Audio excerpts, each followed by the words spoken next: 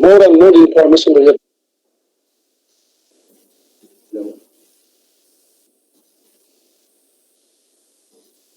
Sir, sir,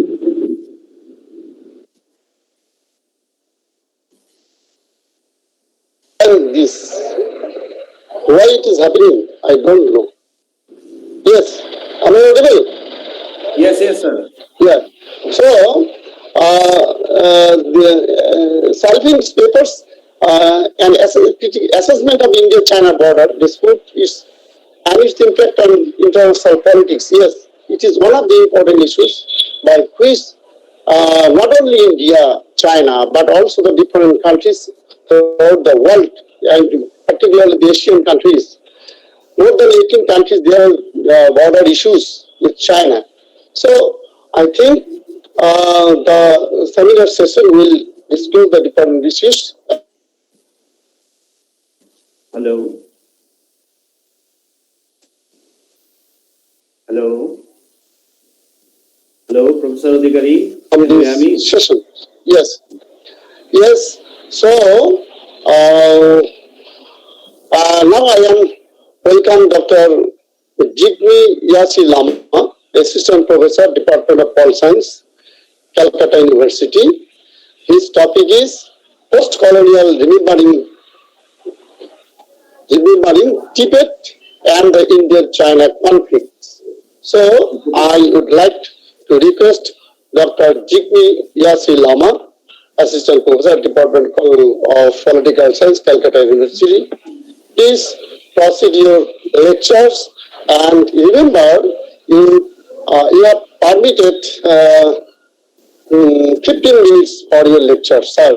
Yes, you can proceed. Jigme sir. Professor Adhikari, I am giving short discussion about Jigme or about the speaker for every speaker. Jigme Lama is the Assistant Professor, Department of Political Science, University of Calcutta.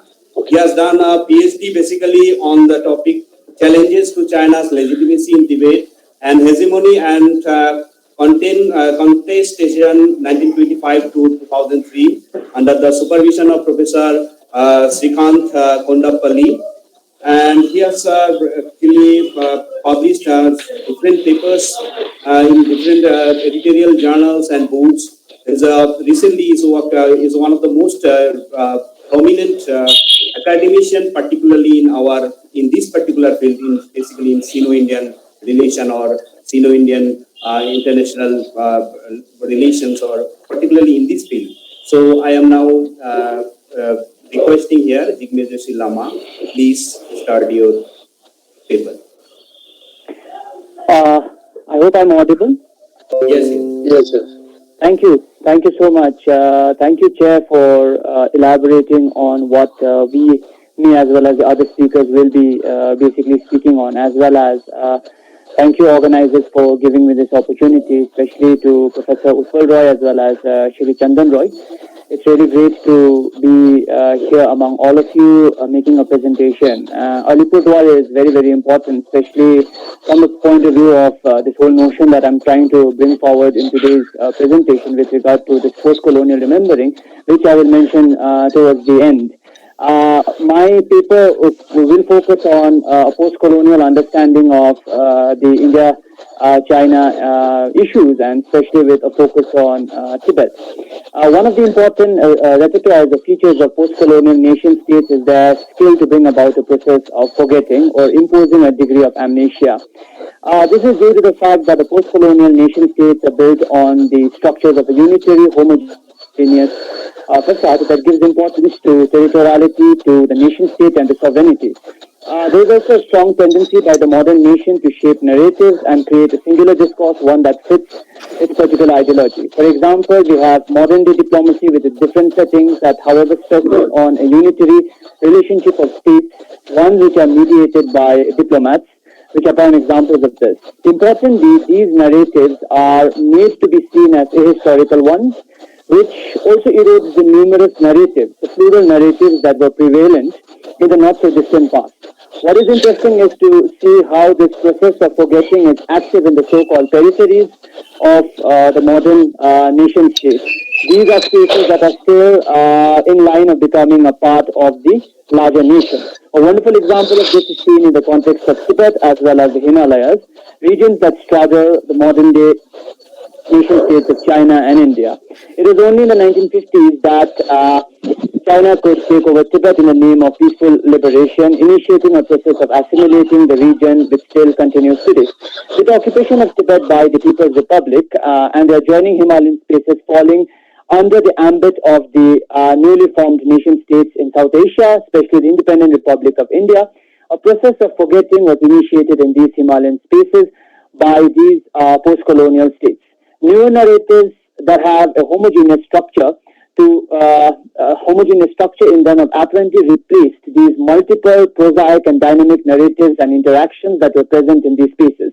What is in vogue right now are the bilateral or the multilateral connections among states. For example, during times of peace and harmony, there is much discussion regarding increasing trade and commerce between China and India, especially through the Himalayan passes. There is the evoking of and highlighting of the Silk Trade route between both countries, which also led to the spread of Buddhism from India to China.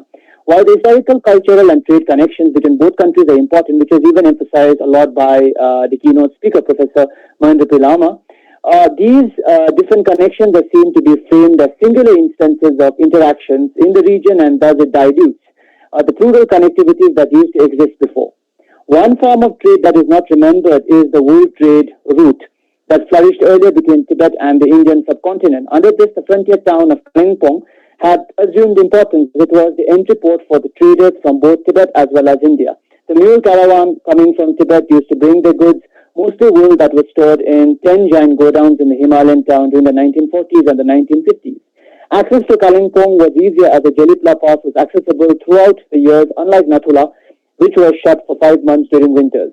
Indian traders had even opened 20 shops in Yatung, which is in the Chumbi Valley, inside Tibet in the 1950s. However, with the escaping of the Dalai Lama and tens of thousands of Tibetans after the failed Tibetan uprising into India and South Asia, there was a decrease in trade between India and China through Kalimpong. It finally ended due to the 1962 Sino-India War, which closed the borders for good between both countries. The decentralized interactions that used to take place between Tibet and South Asia were replaced with a centralized one, which led to the militarization of the Indo-Tibetan border. Earlier pluralistic narratives have been exchanged with the monotone narrative of security strategy in Tibet and the Himalayas. Through this, much of the Himalayan spaces are viewed from a rather utilitarian perspective, where the entire region has been converted into strategic zones to be controlled by the modern states. The domination over these spaces provides the countries with an acute strategic advantage over the rival nation. It can be said that the rivalry of India and China has played out in Tibet and the larger Himalayan region. Thus, this protracted rivalry becomes the dominant lens. It becomes the singular narrative, the discourse, through which the Himalayan spaces are seen and comprehended. For instance, there is the often cited quote that's attributed to Chairman Mao Zedong, who termed Tibet as the palm of China, while Ladakh, Nepal, Sikkim, Bhutan, and Tawang are the 5 fingers. Control over the palm and the 5 fingers would provide China or India with a needed advantage during a particular conflict. This was the case even in the 2017 Doklam issue between India, Bhutan, and China. The Indians prevented the Chinese from expanding the infrastructure in the Doklam Plateau, as that would have given strategic advantage to the People's Liberation Army, especially over the Siliguri corridor. The recent conflict, even in the Galwan Valley located between Aksai Chin and Ladakh, was also due to strategic reasons, as control over this area is important for both countries. The Galwan River in the region is the highest ridgeline, and it overlooks the Daulat Beg Oldie Road, posing a direct threat to the highway security. By controlling this particular area, China can keep India's claims on Aksai Chin Plateau in check. On the other hand, if the area is controlled by India, it poses a direct threat to China's Xinjiang-Tibet Highway, which is a strategic artery for Beijing in the region. It will also threaten the CPEC, on which there will be presentations after a while. A flagship program of the Belt and Road Initiative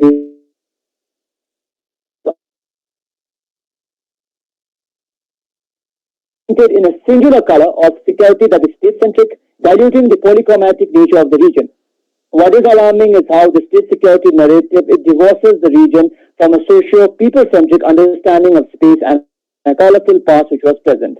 The 2017 Doklam crisis is an important example where the dynamic past of the region is seen to be affecting the entire conflict. Doklam is actually the Indian name which is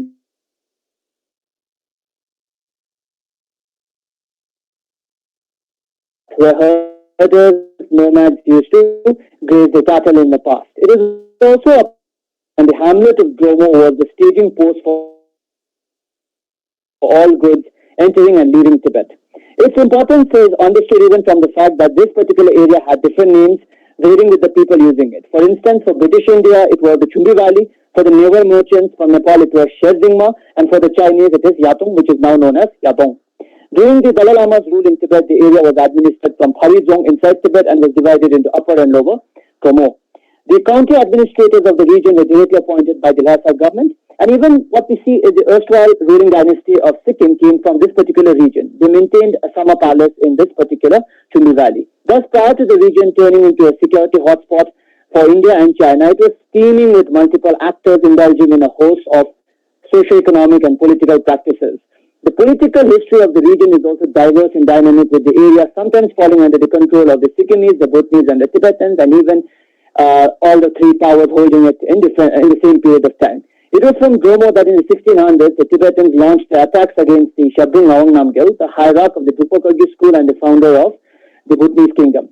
Also in the early 1900s, an enclave in Doklam was granted by Kazi Ugen Doji, an important political figure in Bhutan, to the 13th Dalai Lama, and it was Kazi Ugen Doji who served as the intermediary between Tibet and British India. He had hosted the Dalai Lama during his exile in Kalimpong when the Tibetan ruler had escaped Lhasa in the aftermath of the Qing invasion in 1909 to 1911. Such diverse paths are not truly remembered in the present period. A reason for bringing about this amnesia is the post-colonial nation-states and a rather uniform understanding of social realities. These modern entities are unable to comprehend the diverse realities in the Himalayan spaces, and they lack the required epistemic tools to uncover the layers of plurality that is present. On the other hand, a major reason for forgetting might actually be the fear from the alternative, competing forms of legitimacy, territoriality, and sovereignty that is still present in Tibet and the Himalayan regions. Hence, the nation-states that have encroached in the Himalayas are deliberately carrying out a project of rubbing out these political memories as they pose a significant challenge. For instance, the modern People's Republic of China, especially through the Cultural Revolution, which lasted for 10 years from 1966 to 76, tried its level best to get rid of the earlier sovereignties that were present. The modern communist state intended to completely replace the older state entities, the process that still continues. This is witnessed through the recent policies that the Xi Jinping-led Communist Party has followed inside Tibet, where they are forcing Tibetans to worship the portrait of President Xi and the other Chinese leaders and to remove the portrait of the Dalai Lama. These, to a larger extent, are extreme steps undertaken by the post-colonial Chinese state to suppress the older sovereignties inside Tibet. Still, from such instances, it can also be deducted, it can be understood that the older sovereignties have existed and they were thriving in the Himalayan regions inside Tibet. An instance of this can be gauged from the immense faith and the devotion that the Tibetans, as well as the larger Himalayan population, they provide to the Lamas, especially the Dalai Lama.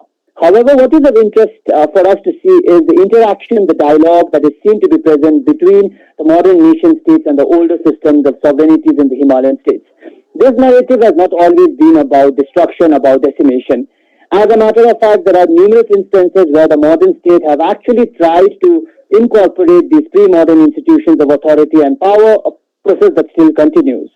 It has been seen, it is seen much in the writings of the famous anthropologist Charles Ramble, who has written extensively about Nepal, and he mentions about how with the coming of the Panchayat system in 1962, it led to a